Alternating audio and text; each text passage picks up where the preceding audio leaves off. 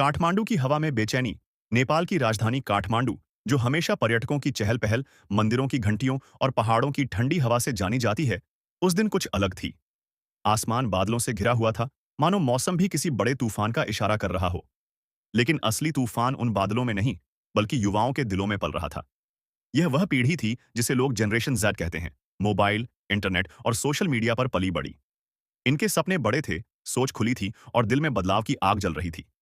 लेकिन सरकार ने अचानक एक ऐसा फैसला लिया जिसने उनकी दुनिया हिला दी। सोशल मीडिया पर प्रतिबंध। यह फैसला उनके लिए सिर्फ इंटरनेट का बैन नहीं था, यह उनके सपनों और आजादी पर लगाया गया ताला था। अध्याय 1।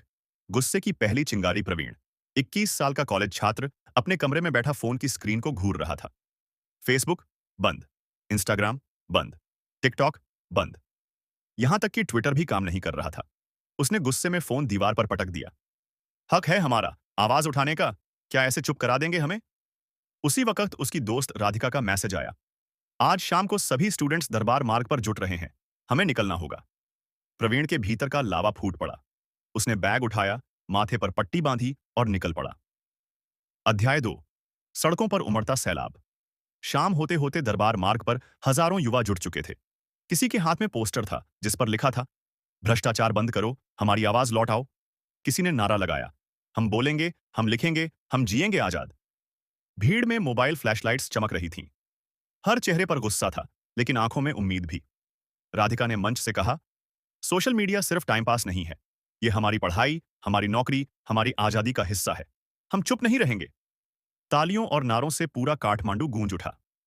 अध्याय 3। संसद भवन का कूच। जैसे जैसे भीड़ बढ़ती गई, उनका गुस्सा संसद भवन की ओर मुड़ गया। चलो, असली जवाब वहीं से लेना है, किसी ने चिल्लाकर कहा। हजारों पैर एक साथ उठे। सड़कों पर मानो इंसानों की नदी बह रही थी। काठमांडू की गलियों से होते हुए यह सैलाब संसद के सामने पहुंच गया। वहां सुरक्षा बल पहले से तैनात थे, ढाल, लाठियां और पानी की तोपें तैयार। लेकिन भीड़ रुकी नहीं। जनता की जीत होगी, हमारी आजादी कोई नहीं छीन सकता। उनके नारे संसद की दीवारों से टकराकर गूंज रहे थे। अध्याय 4। टकराव। अचानक हवा में तेज सीटी गूंजी। धड़ाम। पहला आंसू गैस का गोला फटा। धुएं ने आंखों को जला डाला, सांसें घुटने लगीं। लेकिन भीड़ पीछे नहीं हटी। पानी की तोपें चलीं। ठंडी धाराओं ने युवाओं को गिरा दिया। लेकिन वे फिर उठे। कपड़े भीगे हुए थे, पर हौसले सूखे नहीं। प्रवीण ने राधिका का हाथ पकड़ा और बोला, भागना नहीं है। अगर आज चुप हुए तो कल कभी बोल नहीं पाएंगे। राधिका की आंखों में आंसू थे, शायद गैस के धुएं से या शायद दर्द से। पर उसने सिर हिलाया। हाँ, आज नहीं झुकेंगे। अध्याय 5। घायल सपनों की रात। शाम ढल चुकी थी। काठमांडू की सड़कों पर पुलिस का कब्जा था। जहां दिन में नारे गूंजे थे, वहां अब सन्नाटा पसरा था। सरकार ने ऐलान कर दिया, पूरे काठमांडू में कर्फ्यू। घरों के दरवाजे बंद हो गए, दुकानें खाली, गलियां सुनसान। लेकिन हर घर के भीतर टेलीविजन की स्क्रीन पर वही तस्वीरें थीं।